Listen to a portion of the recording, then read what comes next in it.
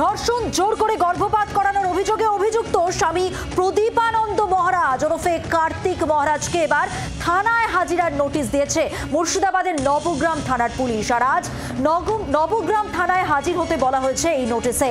বেলডাঙ্গার ভারত সেবাশ্রম সংঘের অফিসে যায় গতকাল পুলিশ। পদ্মশ্রীপ্রাপ্ত মহারাজ সেই সময় আশ্রমে ছিলেন না, তাই আশ্রমের এক প্রতিনিধিকে নোটিশ দিয়ে যান থানার আইসি। কার্তিক মহারাজের বিরুদ্ধে প্রতিশ্রুতি দিয়ে সহবাস, প্রতারণা এবং জোর করে গর্ভপাত করানোর অভিযোগ দায়ের হয়েছে। থানায় নিয়ে তাকে জিজ্ঞাসাবাদ করা হবে। আজ হাজিরার নির্দেশ দেওয়া হয়েছে তাকে। এই কার্তিক মহারাজের বিরুদ্ধে ঠিক কি কি অভিযোগ রয়েছে আপনাদের জানাবো। 2013 সালে কাজের প্রতিশ্রুতি দিয়ে ধর্ষণ, নবগ্রামে প্রাইমারি স্কুলে চাকরির টোপ দেওয়া হয়, দিনের পর দিন ধর্ষণের অভিযোগ, ধর্ষণ সহ শারীরিক অত্যাচারের অভিযোগও রয়েছে, জোর করে গর্ভপাত করানোর অভিযোগ, একাধিক অভিযোগ। সোমা মাইতি সরাসরি রয়েছেন আমাদের প্রতিনিধি নবগ্রাম থানা থেকে। সোমা, দেখো, গতকালই তুমি জানো যে ভারত সেবাশ্রম সংঘে গিয়ে কার্তিক মহারাজকে তাকে নোটিশ দেওয়া হয়েছে এবং তাকে আজ সকাল 10টার মধ্যে নবগ্রাম থানায় সশরীরে হাজিরার নির্দেশ হয়েছে এবং সেই মতো নবগ্রাম থানাও কিন্তু বিশাল পুলিশ বাহিনী এখানে মোতায়েন করা হয়েছে। এই মুহূর্তে দেখার যে কার্তিক মহারাজ তিনি সশরীরে নবগ্রাম থানায় আসেন কিনা, নাকি তার কোনো আইনজীবী আসে, সেদিকে আমাদের নজর রয়েছে। এবং একই সঙ্গে তোমাকে জানিয়ে রাখি যে মহিলা যে সমস্ত অভিযোগগুলো করেছেন, যে দিনের পর দিন তাকে ধর্ষণ করা হয়েছে, তাকে চাকরির প্রতিশ্রুতি দেওয়া হয়েছে এবং তার সঙ্গে প্রতারণা করা হয়েছে, এই মহিলা যে সমস্ত অভিযোগগুলি করেছেন সেই সমস্ত অভিযোগের ভিত্তিতেই তাকে জিজ্ঞাসাবাদ করা হবে, এমনটাই কিন্তু পুলিশ সূত্রে জানা যাচ্ছে। সেই কারণেই তাকে আজকে সশরীরে হাজিরার নির্দেশ দেওয়া হয়েছে এবং সেই মতো কিন্তু নবগ্রাম থানাও কিন্তু প্রস্তুত রয়েছে। এই মুহূর্তে দেখার যে কার্তিক মহারাজ তিনি সশরীরে সকাল 10টার মধ্যে নবগ্রাম থানায় হাজির হন কিনা সেই দিকেই কিন্তু নজর রয়েছে। একদমই সকাল 10টার মধ্যে তিনি হাজিরা দেন কিনা সেদিকে অবশ্যই নজর। আপাতত সোমা, তোমাকে ধন্যবাদ। সরাসরি কথা বলছিলাম প্রতিনিধি সোমা মাইতির সঙ্গে। এবং একাধিক অভিযোগ তার বিরুদ্ধে। এই পদ্মশ্রী প্রাপ্ত যে মহারাজ তিনি আশ্রমে ছিলেন না গতকাল, সেই আশ্রমের এক প্রতিনিধিকে এই নোটিশ দিয়ে যান থানার আইসি এবং তার বিরুদ্ধে যে অভিযোগ, ভুরি ভুরি অভিযোগ।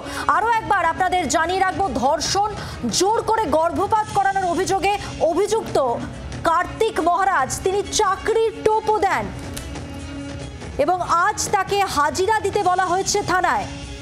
বিজেপি নেতা সজল ঘোষ এই মুহূর্তে আমাদের সঙ্গে টেলিফোন লাইনে রয়েছেন। সজল বাবু, পদ্মশ্রী প্রাপ্ত মহারাজ, তার বিরুদ্ধে একাধিক অভিযোগ আর ভয়ঙ্কর অভিযোগ, ধর্ষণ, জোর করে গর্ভপাত করানোর অভিযোগ যেমন রয়েছে, চাকরির টোপ দিয়েছিলেন এই অভিযোগও রয়েছে। দেখুন, তার সঙ্গে পদ্মশ্রী প্রাপ্ত মহারাজের কি সম্পর্ক হতে পারে? পদ্মশ্রী শব্দটা আমি জানি না। এটা যদি আপনি স্বাভাবিকভাবে বলে থাকেন কোনো ইস্যু নেই, যদি আপনার কোনো এডিটোরিয়াল পলিসি হয় তাহলে আমার প্রতিবাদ আছে। ইউনুস তো নোবেল প্রাইজ পেয়েছিল শান্তিতে, ও কতটা শান্তি দূত সেটা আপনারা দেখতে পাচ্ছেন। এটা একটা পয়েন্ট। দ্বিতীয় পয়েন্ট হচ্ছে, আমার কাছে অত্যন্ত পরিষ্কার, যদি তিনি অপরাধ করে থাকেন, হতে পারে এক যুগ আগে, হতে পারে এখন কেউ কেউ প্ররোচিত করে অভিযোগ করিয়েছে, হতেই পারে, আমার তাতে কোনো আপত্তি নেই। পদ্মশ্রী পাওয়াটা হতে পারে ওনার কাল, আমার তাতেও কোনো বক্তব্য নেই। কিন্তু যদি অভিযোগ সত্যি হয়, এক যুগ পরে কতটা সত্যি কতটা মিথ্যে সেটার দায়িত্ব পুলিশের। যদি বিষয়টি সত্যি হয় তাহলে শাস্তি হোক, যদি বিষয়টি সত্যি না হয়, যারা এই একজন সনাতনী মানুষকে বলে আমরা বিশ্বাস করি, একজন ধার্মিক, তাকে ধর্মগুরু হিসেবে আমরা যাকে বিশ্বাস করি, তার প্রতি এহেন চরিত্র হনন যদি হয়ে থাকে তাহলে তারও শাস্তি হোক, কোট আনকোট। যদি অপরাধী যেই হোক, যিনি অভিযোগ আনছেন তিনি যদি অপরাধী হন তারও শাস্তি হোক, যার বিরুদ্ধে অভিযোগ আনছেন তিনি যদি অপরাধী হয় তারও শাস্তি হোক। আইন নিরপেক্ষভাবে তার ব্যবস্থা নিক, এর বাইরে আমার কিচ্ছু বলার নেই। অনেক ধন্যবাদ। কথা বললাম বিজেপি নেতা সজল ঘোষের সঙ্গে। এবার কথা বলবো তৃণমূল নেতা জয়প্রকাশ মজুমদারের সঙ্গে। জয়প্রকাশ বাবু, আপনাকে জানিয়ে রাখবো যে ভুরি ভুরি অভিযোগ এই কার্তিক মহারাজের বিরুদ্ধে, ধর্ষণ, জোর করে গর্ভপাত, চাকরির টোপ দেওয়া হয় এবং তাকে নোটিশ দেওয়া হয়েছে, হাজিরা দিতে বলা হয়েছে। সেই সঙ্গে বিজেপির বক্তব্য, এই সনাতনী মানুষের বিরুদ্ধে যে অভিযোগ তা যদি ভুল হয় তাহলে যেই অভিযোগ জানাচ্ছে তার বিরুদ্ধে শাস্তি দিতে হবে।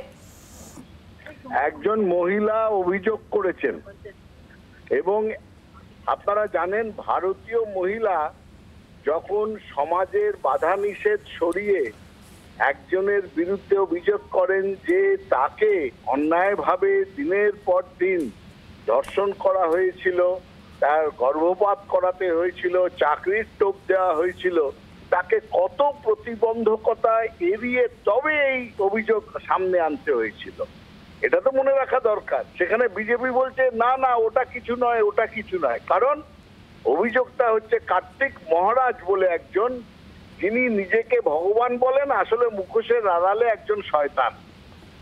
এদের তো আরো বেশি সাজা হওয়া উচিত, কারণ সাধারণ মানুষ এদের বিশ্বাস করে, ভগবান বলে মনে করছে, আর তিনি ওই মুখোশের আড়ালে শয়তানি করছেন। আমি এই প্রসঙ্গে আপনাদের বলি যে কেউ আইনের ঊর্ধ্বে নয়, আইন যে ব্যবস্থা নেওয়ার নেবে। যে লোকরা এই কার্তিক মহারাজের সমর্থনে সামনে আসবেন তারা যেন জেনে রাখেন তারা কিন্তু সমাজকে খারাপ পথে এগিয়ে দেওয়ার ব্যবস্থা করছেন। আর সেই জন্যে তিনি যে ধর্মের বা ধর্ম সংস্থার তিনি সদস্য, সেই ভারত সেবাশ্রম সংঘ, তারা কিন্তু কার্তিক মহারাজকে বাংলা থেকে সরিয়ে দিয়ে ঝাড়খণ্ডে পাঠিয়ে দিয়েছে, এটা আমাদের খবর। তারা বলেছে না আর বাংলায় নয়, তোমাকে রাখলে মুখ দেখানো যাবে না, তাই জন্যে তাকে ঝাড়খণ্ডে তারা সরিয়ে দিয়েছে। এখানে বিজেপি শুধু তাকে এবং শুভেন্দু অধিকারী তাকে আঁকড়ে ধরে রাজনীতি করার চেষ্টা করছে, এটা খুব নিন্দাজনক কাজ। বাংলার আওয়াজ, বাঙালির আবেগ, জি 24 ঘন্টা।